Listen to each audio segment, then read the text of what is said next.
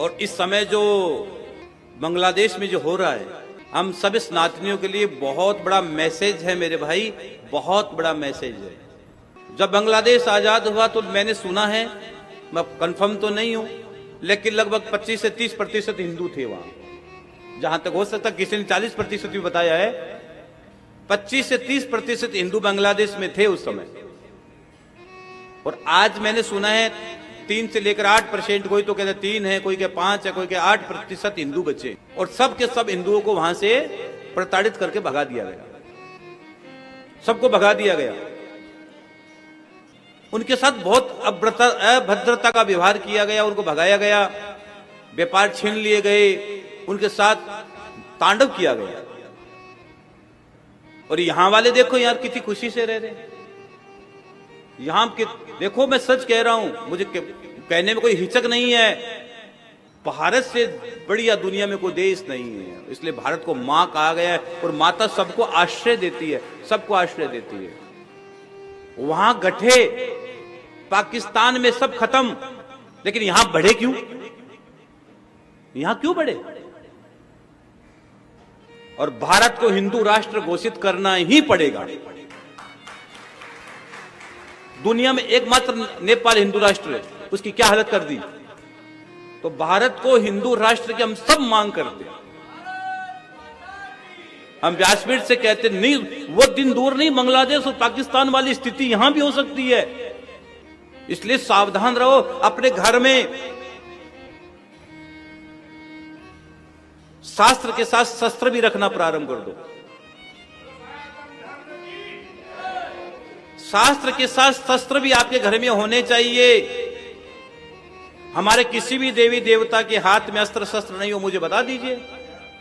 हम बुज़दिल नहीं है, हमें अहिंसा परमो धर्म पढ़ाया गया, श्लोक को पूरा नहीं पढ़ाया गया। पूरा पढ़ो, आपकी अंदर की आत्मा झंकोर जाएगी, आपको पता लगेगा सच क्या है। आज सुबह सुबह किसी भाई ने मेरे को एक वीडियो भेज दिया कि गुरुजी बार देख लेना, आप बांग्लादेश की हालत देख लेना।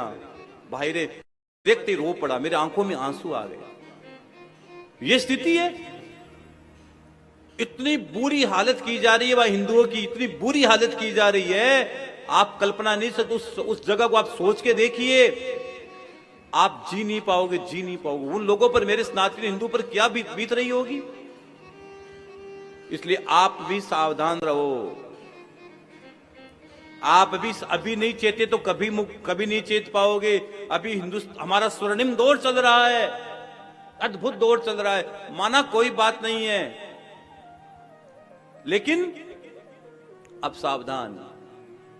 और मैं बहुत निंदा करता हूं व्यासपीठ से जो बांग्लादेश में हो रहा है उसके लिए, बहुत गहरी पीड़ा व्यक्त करता हूं। और हम सबको साथ आना होगा, हमारा सबका नैतिक दायित्व बनता है। जो और बांग्लादेश है क्या, भारत का ही तो है। उस समय जो हुआ वो पाकिस्तान का उठा कर, पाकिस्तान भारत ही वो उठा के उनको दे दिया गया। उस समय उसने दे दिया, अगर आज वाले होते तो देते ही नहीं। उस समय उन्होंने दे दिया, आज वाले होते देते नहीं। बस बात यही है, राजनीति के अंदर प्रखरता होनी चाहिए। और ध्यान रखना, जुट में रहो, एकजुट रहो। संगे शक्ति कलुयुगे, मैं नहीं कह रहा हूं, हमारा शास्त्र कह रहे हैं संगे शक्ति कलुयुगे। कलयुग में संग में शक्ति है। ये है एक दुर्वा, मैं कह दूं तोड़ दो तो आप तोड़ दोगे, और मैं कह दूं पूरा एक बंडल दे दूं तोड़ दो, पसीने छूट जाएंगे, नहीं तोड़ पाओगे। सब पूरा एक साथ नहीं तोड़ पाओगे। एक लकड़ी तोड़ना आसान है, और लकड़ी का पूरा बंडल दे दूं तोड़ दो। आजकल हम अलग अलग पंथ में, अलग अलग संप्रदायों में, अलग अलग चीजों में बंट गए। मूल एक ही है, हरि का भजन करो। मूल एक है, सर्वधर्मान परित्यज्य। मैं नहीं कह रहा हूं, गीता कहती है, गीता जी में लिखा है सर्वधर्मान परित्यज्य मामेकम शरणम व्रज। हे अर्जुन, सब छोड़कर मेरी शरण में आ जा। ये मेरे शब्द नहीं है, भगवान कृष्ण के शब्द है। हम अलग अलग मत में, पंथ में, ये क्या बंट गए यार। वो बड़ा वो, अरे कुछ नहीं है, हम एक उस पूर्ण ब्रह्म परमात्मा की संतान है। उस पूर्ण ब्रह्म का नाम है आदि शिव, अनादि शिव। नारायण की संतान हम। वो उसको भजन करा, वो उसको हम बंट गए हैं, और इसी बंटने का फायदा लोग हमारा उठा रहे हैं। इसी बंटने का फायदा लोग हमारा उठा रहे हैं। मैं हाथ जोड़कर आप लोगों से विनती करता हूं, सावधान रहना, सावधान रहना। जो बांग्लादेश में जो हो रहा है, मैं इसकी घोर से घोर निंदा करता हूं। मैं घोर से घोर निंदा करता हूं। हां, वहां बहुत गलत कृत्य हो रहा है। अगर कोई आपका बांग्लादेश में रहता तो फोन करके पूछ लेना, तुम्हारे पैरों की जमीन खिसक जाएगी, पैरों की जमीन खिसक जाएगी। और हम भी बंटे हैं, ये होगा वो। अरे किस लिए बंटे हैं यार? मैं मेरी बहुत, और मैं सरकार से भी, और जो भी मुझे कोई किसी भी पार्टी का, मुझे पार्टी से कोई मतलब नहीं है। मेरी एक ही पार्टी, नारायण की पार्टी, शिव की पार्टी। मैं कोई पार्टी वैसे हम लोग नहीं है, हमारा कोई इंटरेस्ट, लेकिन पार्टी का हमारा कोई वो भाव नहीं है। लेकिन हमारा एक भाव है, मैं सभी राजनेताओं से प्रार्थना करता हूं, सभी पार्टियों से निवेदन करता हूं, और भारत के यशस्वी प्रधानमंत्री श्रीमान आदरणीय नरेंद्र मोदी जी से भी आग्रह करता हूं, आप जरा उधर ध्यान दें। हमें सबको ध्यान देना चाहिए। ये हमारे हैं, ये हमारे हैं।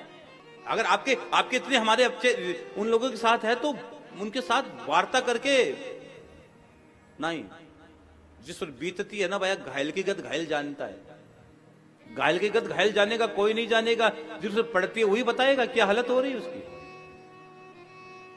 तो आप अपने घरों में संगे शक्ति कलयुगी, टुकड़े में मत रहो, बटो मत, एक साथ रहो, साथ रहो,